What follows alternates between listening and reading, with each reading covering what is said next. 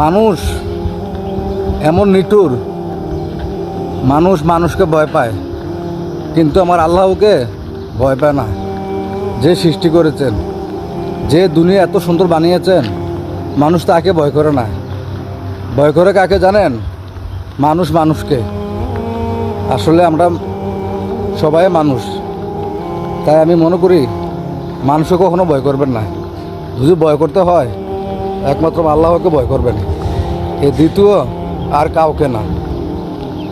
কারণ যে তোমাকে সৃষ্টি করেছে, এত সুন্দর হাত পা দিয়েছে, চোখ দিয়েছে, এত সুন্দর দুনিয়া বানিয়েছে, এত সুন্দর চোখ দিয়েছে দেখার জন্য, তাকে আমরা ভয় করব।